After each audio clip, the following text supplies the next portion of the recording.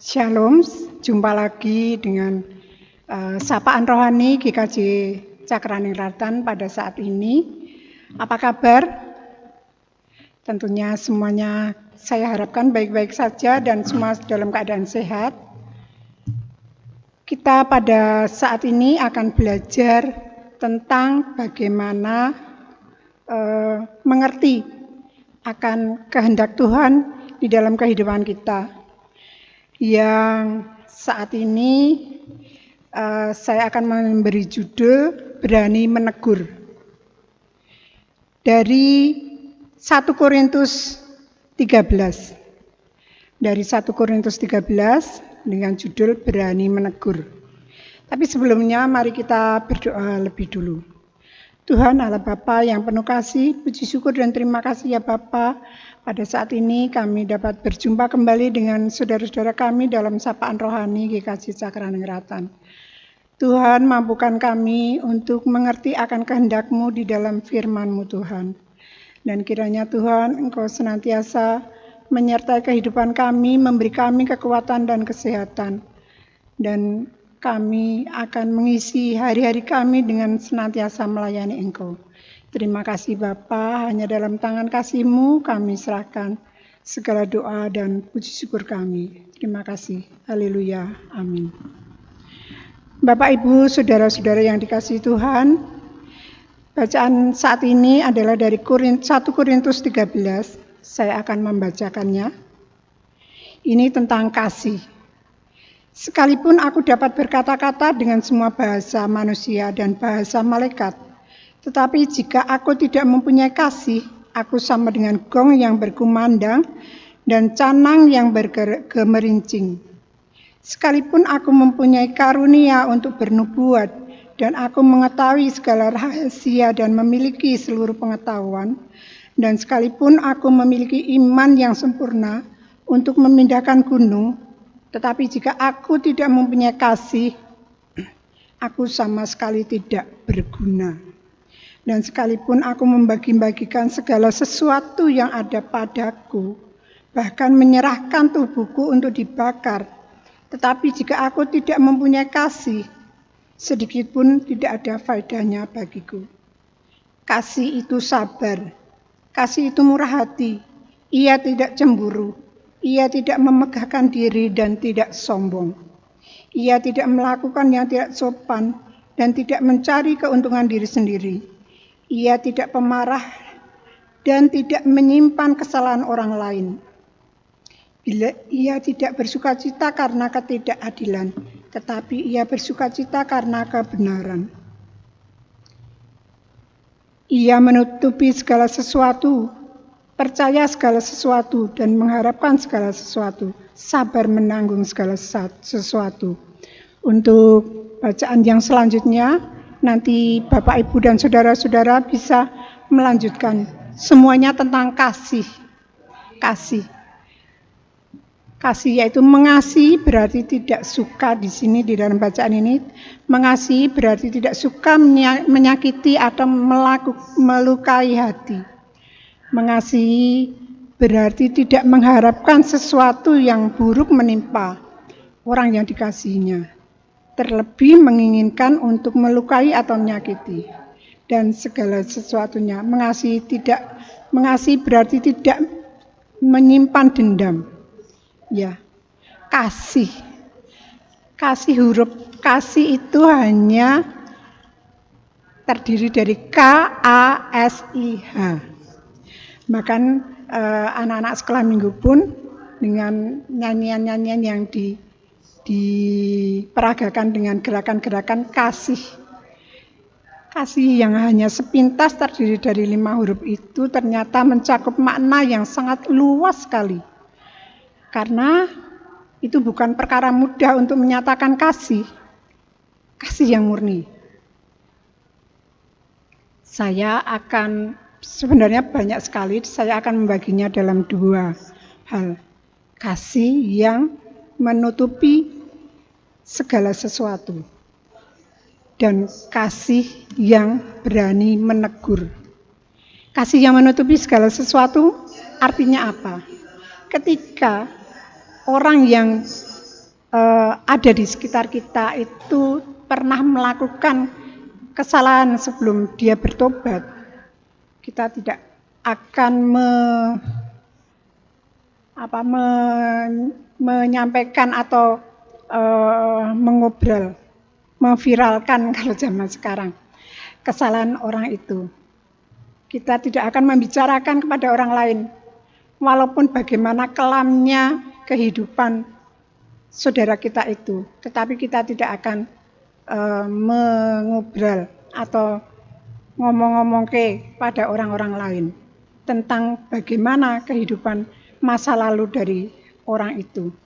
Jadi kemudian ada pepatah Jawa, mikul dhuwur mendem jero. Artinya bahwa kesalahan dari orang yang ada di sekitar kita itu, yang sekarang dia sudah menjadi baik, kita harus pendam dalam-dalam. Tetapi kebaikan orang itu ketika sudah bertobat harus kita junjung tinggi, kita apresiasi dengan sebaik-baiknya, supaya orang-orang tersebut bisa menjadi lebih kuat lagi.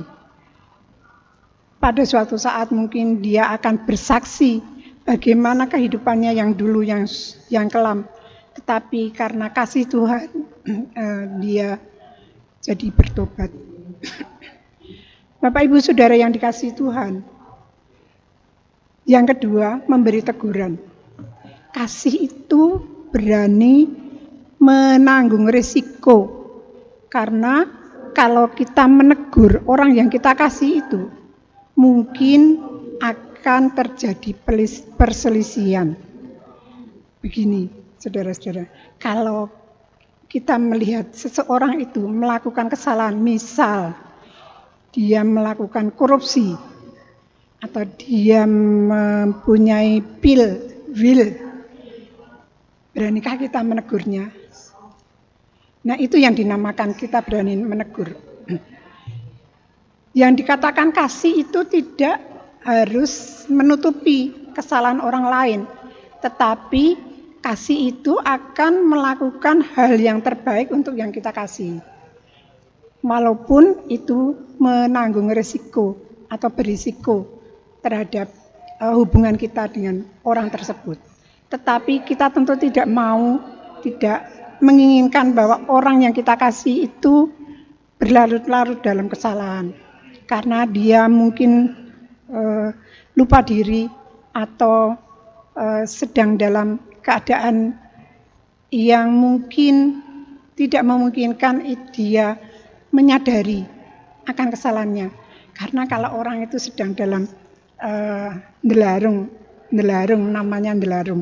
dalam kesalahan, dia bisa saja tidak merasa bahwa hal yang dilakukan itu salah.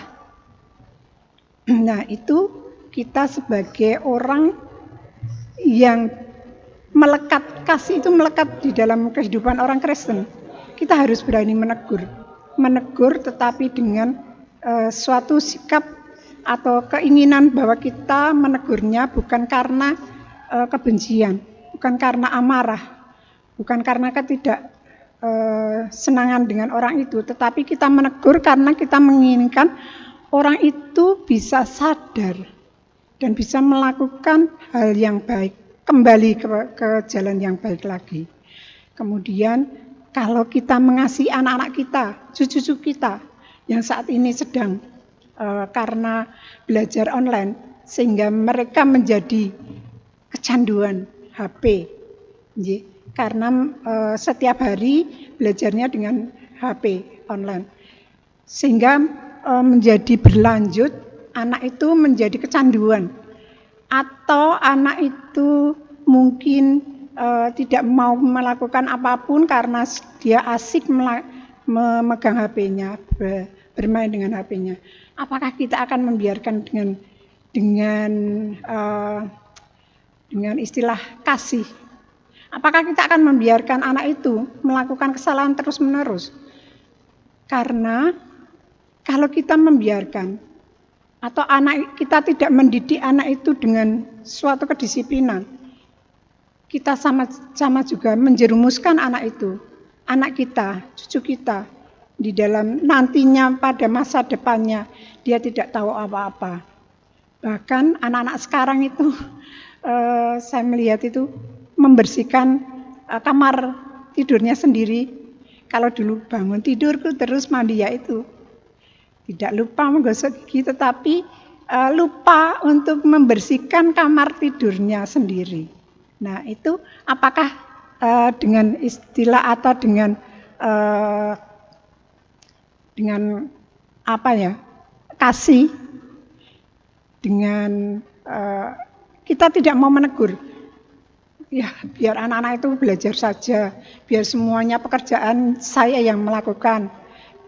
Itukah yang dinamakan kasih? Kasih tidak berani menegur dan tidak berani mendisiplinkan anak-anak kita. Nah, itu akan menjerumuskan anak-anak kita. Jadi, memang kasih itu harus berani menegur.